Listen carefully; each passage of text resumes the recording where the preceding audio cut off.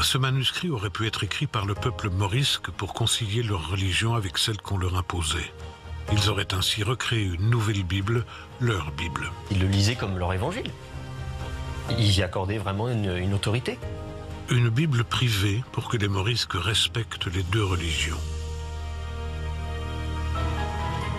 Une autre hypothèse propose que l'évangile de Barnabé soit un outil de propagande pour les musulmans du XVIe siècle.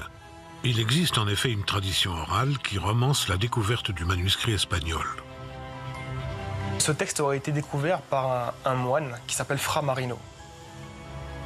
Cette personne-là prétend avoir volé le manuscrit de l'évangile de Barnabé dans la bibliothèque du pape Sixte V. À sa découverte, c'est ce qui le fera se convertir à l'islam, comme nous enseigne en tout cas l'histoire qui est racontée.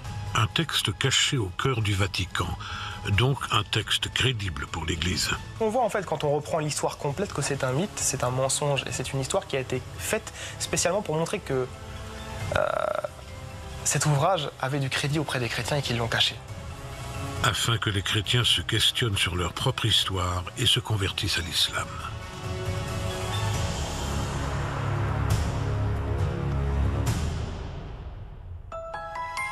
Un évangile mystérieux a été découvert, l'évangile de Barnabé. Il remet en cause tous les éléments qui ont fait les bases de la religion chrétienne, la divinité de Jésus, la Trinité de Dieu, la crucifixion et la résurrection. Il pourrait être le seul texte chrétien à connaître la vérité sur les origines du christianisme et le seul manuscrit qui annoncerait la création de l'islam. Mais la seule copie existante, qui se trouve à Vienne, n'a été produite qu'au Moyen-Âge. Les doutes quant à sa crédibilité sont importants. Il pourrait n'être qu'un simple outil de propagande historique afin que les chrétiens se convertissent à l'islam. Car la conversion est l'arme la plus utilisée par ces deux religions pour conquérir de nouveaux territoires. 6 siècles séparent la création du christianisme et de l'islam, et pourtant elles se sont retrouvées lors de guerres, de conquêtes, de massacres, avec des conversions forcées à la clé. Mais la conversion volontaire, par conviction, est plus forte. Et au cours des siècles, ce manuscrit appelé Évangile de Barnabé pourrait correspondre à un outil de propagande islamique.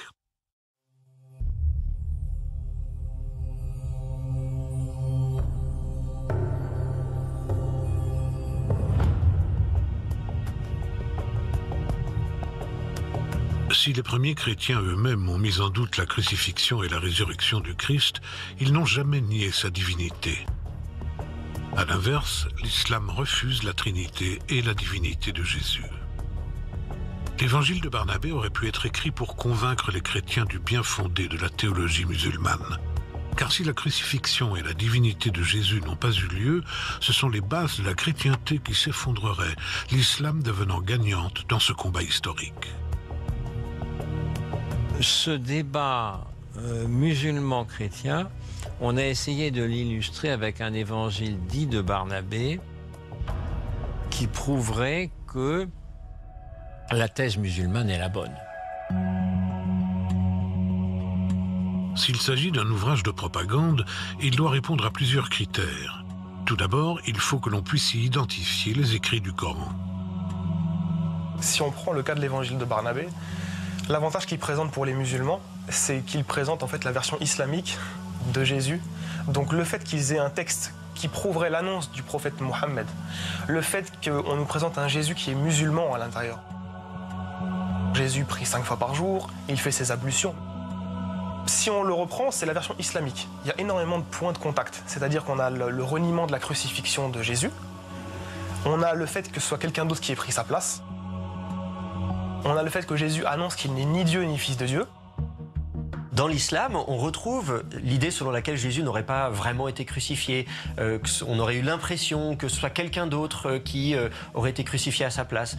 Et bien sûr, ensuite, Jésus monte au ciel. Mais ça, à peu près tout le monde est d'accord pour le dire, l'ascension de Jésus, tout le monde y croit. Pour appuyer une propagande, il faut que les points de désaccord se retrouvent au milieu de points d'accord. Dans le cas présent, Jésus est rappelé par Dieu, tout le monde le reconnaît, et l'évangile de Barnabé le prend à son compte. Ensuite, la propagande compare les deux argumentations et révèle une divergence. Comment est mort Jésus? C'est le premier point de discorde entre chrétiens et musulmans. Pour l'islam, Jésus est mort comme Mohammed, comme tous les humains. Dire qu'il est mort puis ressuscité, c'est lui donner des pouvoirs divins qu'il n'a pas, car ça en fait un deuxième Dieu. Dire il y a Dieu le Père, Dieu le Fils et Dieu l'Esprit, c'est nier l'unicité de Dieu. Pour mourir et ressusciter, et ensuite monter au ciel, l'ascension, il faudrait vraiment être un Dieu. C'est pas possible. Pour les musulmans. Hein. Pour l'islam, la crucifixion, c'est honteux du fait qu'elle était la peine infligée aux voleurs. Ils considèrent Jésus comme un grand prophète. Sa mort correspond à sa naissance. Il est né hors de commun, sa mort, elle est hors de commun. C'est logique. Si on prend le côté musulman, il y a eu un consensus général pour dire que Jésus n'a pas été crucifié. Il y a eu plusieurs théories qui ont été avancées. La théorie de la substitution, donc le fait que Jésus a été élevé au ciel tandis que quelqu'un d'autre prenait sa place. Il y a un texte dans le Coran qui nous dit que Jésus n'a pas été ni tué ni crucifié. Nos frères musulmans ont une telle admiration de la transcendance de Dieu, de la hauteur de Dieu, de la majesté de Dieu, que pour eux, il est impensable que Dieu puisse mourir sur une croix. L'évangile de Barnabé insiste sur ce point, car si Jésus n'est pas crucifié, il n'est pas mort, et sa résurrection n'a pas eu lieu. Jésus n'est pas Dieu, donc la religion du Christ n'a pas lieu d'être. Un point d'accord entre les deux religions est cependant mis en avant dans le texte. Jésus est un prophète. C'est un prophète important qui est né de Marie, conçu par le Saint-Esprit. Le Coran estime que la conception de Jésus est miraculeuse, que cette naissance a été annoncée par l'ange Gabriel, le fort de Dieu, c'est-à-dire le même ange qui va annoncer le Coran à Mohammed. Pour l'islam, Jésus, c'est un être hors de commun. L'islam reconnaît l'esprit divin qui a traversé le corps de la Vierge Marie pour la conception et la naissance de l'enfant Jésus. Et son parcours, il est marqué par des miracles. Impossible de comparer le parcours de Christ au parcours des autres, même le prophète Mahomet. L'islam ne reconnaît pas la mort de Christ, puisqu'il est né autrement, donc il disparaît autrement. Si on considère l'évangile de Barnabé comme un outil de propagande afin que les chrétiens se convertissent à l'islam, on voit bien qu'il insiste sur le point de désaccord le plus important. Jésus n'est pas Dieu. La Trinité, le Père, le Fils et le Saint-Esprit, défendus par les chrétiens, n'est pas envisageable pour les musulmans. La Trinité chrétienne, elle est rejetée et par le judaïsme et par l'islam. C'est le point de divergence même. Le réel problème qu'il y a de divergence, c'est cette histoire de divinité de Jésus, qui n'est pas reconnue par les musulmans. Jésus n'était pas vraiment fils de Dieu et que par conséquent, Jésus était un homme tout à fait exceptionnel, l'avant-dernier prophète, avant Mohammed, mais qu'il n'était pas l'une des trois personnes de la Trinité. Pour l'islam, Dieu est un, nul n'est égal à lui, il n'a pas de père, il n'a pas de fils. Cet évangile de Barnabé, retrouvé et conservé à Vienne, ressemble beaucoup à un outil de propagande musulmane du XVIe siècle. Il en a toutes les caractéristiques. Pour appuyer cette probable manipulation, il faut que la date de rédaction rende crédibles les révélations. Le manuscrit doit avoir été écrit au VIe siècle. Si on prend l'origine de l'évangile de Barnabé, il faut être clair, il a existé avant l'islam. On date la création de l'islam au 7e siècle, en l'année 622. Si les manuscrits espagnols ou italiens sont des copies de cet évangile du VIe siècle, alors ce qu'ils révèlent a une portée historique.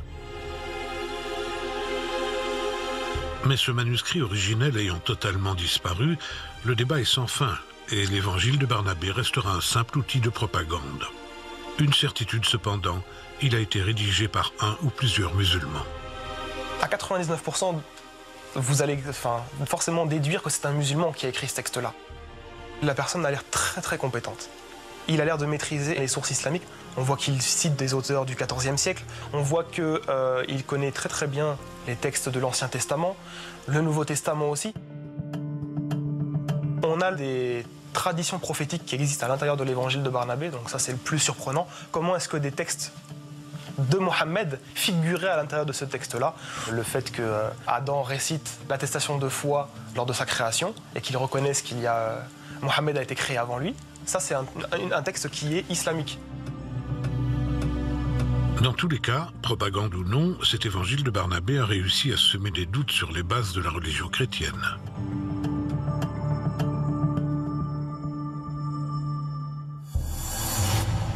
Définitivement, notre enquête prouve que ces manuscrits, espagnols, italiens, n'ont rien à voir ni avec Barnabé, ni même avec l'évangile que l'on dit rédigé au VIe siècle. Effectivement, dans l'évangile de Saint Barnabé, mais qui n'est pas un évangile et qui n'est pas de Saint Barnabé, justement, on va écrire ce texte pour remettre en doute la communion d'amour de la Trinité. Mais cela ne veut pas dire que ce qu'il évoque est faux. Et c'est certainement ce qui a poussé à faire connaître ces fausses découvertes en Turquie. Certains veulent rappeler que toute l'Église est basée sur un dogme qui aurait été créé et non sur une vérité divine. La seule source historique est la Bible chrétienne. Les autres ont disparu. Et c'est sans doute là l'éternel problème. Chacun suivra ses convictions et campera sur ses positions. Tant que les musulmans considéreront que cet ouvrage est authentique, ou en tout cas qu'il rapporte une vision authentique du message de Jésus, alors ils continueront de le propager. Il y a quand même un élément que nous avons souvent perdu de vue, et cet évangile de Barnabé a permis de le remettre en lumière. Islam, christianisme, judaïsme viennent du même moule, et l'on y vénère le même Dieu unique. Les façons de servir un Dieu unique sont multiples, mais le Dieu unique, il est là. Cet évangile de Barnabé, qu'on a pensé être un outil de propagande musulmane, pourrait tout simplement figurer un outil de rassemblement des trois religions monothéistes.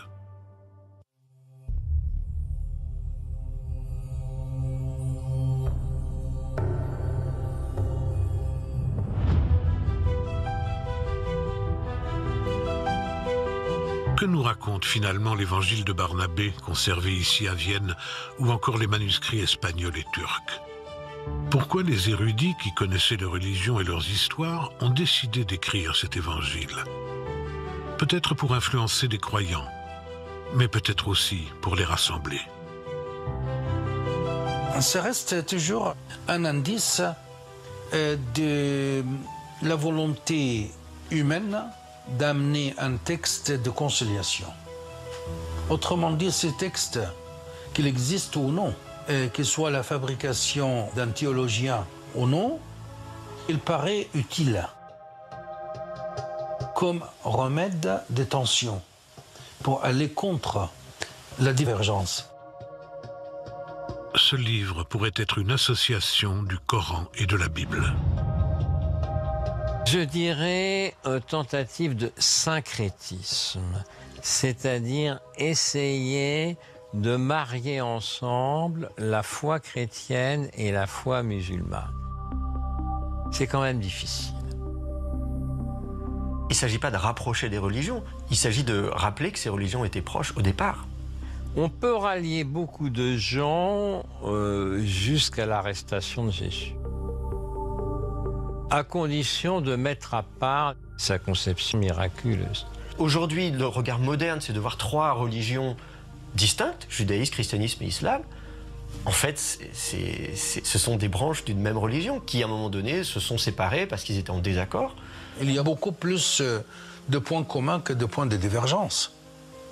Déjà, le premier point commun, c'est l'origine de l'univers, la Genèse. Et les trois religions sont d'accord sur le rôle de l'être humain. rendre un hommage continu au Créateur. Beaucoup de points communs, mais ceci n'est pas étonnant. Aujourd'hui, on a l'impression que le judaïsme, le christianisme, l'islam sont des religions totalement différentes, bien distinctes les unes des autres. En fait, il n'en est rien. Elles ont un socle commun. Des découvertes comme celle de l'évangile de Barnabé nous rappellent en fait combien ces trois religions ont ce point commun. D'ailleurs, on les appelle régulièrement les religions abrahamiques. Le personnage d'Abraham est commun. Le monothéisme d'Abraham a engendré le judaïsme. Le judaïsme a vu naître Jésus, qui a engendré le christianisme. 6 siècles plus tard, le christianisme aurait pu engendrer l'islam. Ce qui est intéressant, c'est de voir à quel point le Coran, l'islam, en fait, est ancré dans des traditions chrétiennes préexistantes. La plupart des traditions qui concernent Jésus dans le Coran existaient avant la naissance de l'islam. Ce que le Coran fait, c'est simplement se faire l'écho et intégrer des traditions chrétiennes qui existaient à l'époque. L'islam, c'est vrai, est très syncrétiste et va réintégrer les religions avant lui, parce qu'il arrive le dernier. On comprend bien que plus on arrive après, plus on est informé et infusé de ce qui s'est passé avant. Et l'islam aurait corrigé les erreurs des chrétiens dans les lignes du Coran. L'islam va revenir au socle de base qui est la religion abrahamique, qui est de croire en un seul Dieu, et va effacer en fait ce qu'il va considérer comme étant une innovation de la part du christianisme, qui est de dire que Jésus est Dieu et que ce n'est pas la foi abrahamique. L'influence judéo-chrétienne sur l'écriture du Coran n'est pas discutée. Il faut dire que Mohammed avait connu beaucoup de chrétiens dans son métier de caravanier, depuis la Perse jusqu'à l'Arabie, beaucoup de juifs aussi. On sait qu'il y a des juifs en Arabie. Et donc il est possible que le prophète Mahomet ait eu un contact avec ces juifs-là. Les juifs ne croyaient évidemment qu'en un Dieu unique, pas en Jésus, pas en Saint-Esprit. Et d'autre part, Mohammed avait rencontré des chrétiens qui remettaient en cause ce dogme de la Trinité, le Père, le Fils et l'Esprit. Un seul Dieu en 3 personnes, ça s'était remis en cause déjà.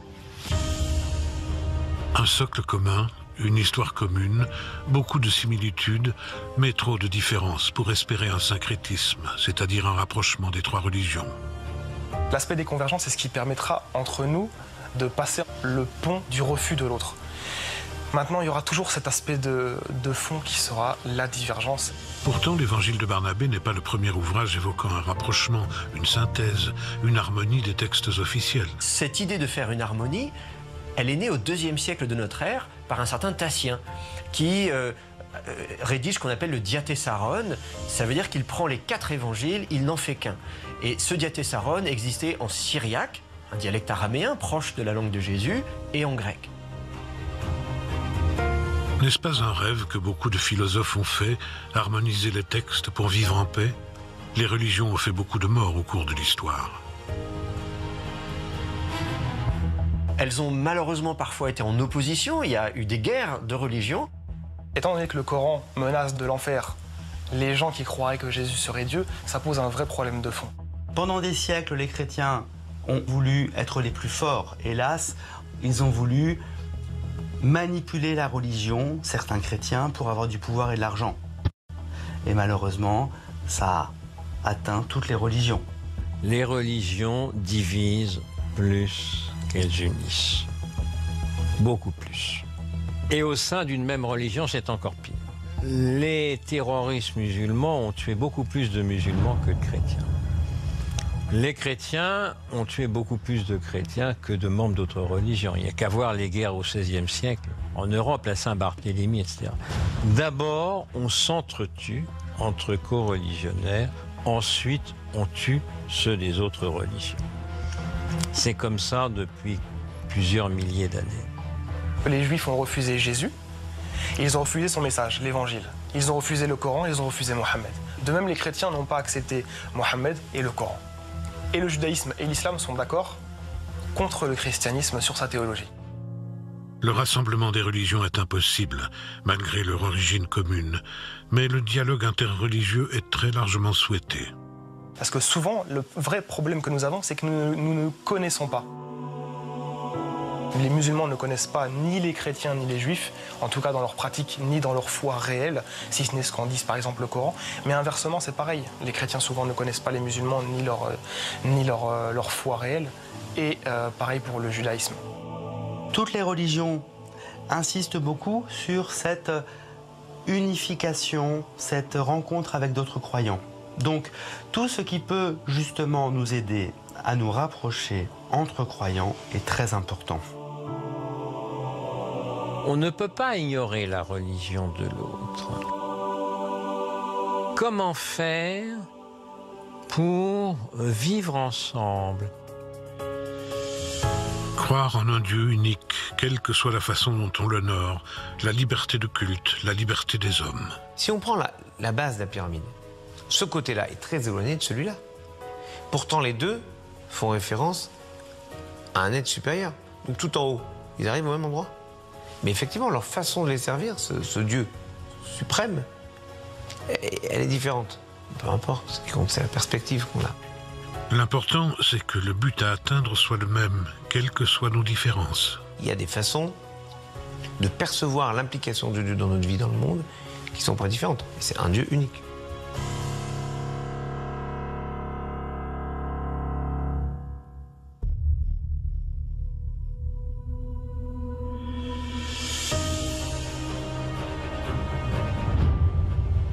L'évangile de Barnabé est sans aucun doute un livre révolutionnaire et dangereux pour la religion chrétienne, car il remet en doute les fondements de l'Église.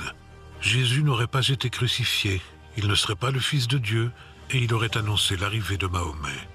Il n'est donc pas surprenant qu'au IVe siècle, ce texte ait disparu et que des copies circulent dans le monde musulman depuis le Moyen-Âge jusqu'aujourd'hui. Et il n'est malheureusement pas plus surprenant que les conflits entre religions soient toujours présents. Ainsi, au-delà des faits historiques qui ne pourront pas être prouvés, une question émerge de cette enquête. Est-ce une bonne idée de vouloir rassembler les religions entre elles? On a cette idée d'un Dieu unique et cette idée de l'engagement de l'homme pour transformer le monde. Donc la responsabilité, l'engagement et l'idée qu'on est tous liés. Chacun perçoit Dieu à sa manière et à sa façon et à son niveau. Quand vous parlez de l'amour de Dieu, par exemple, vous dites que c'est la même notion.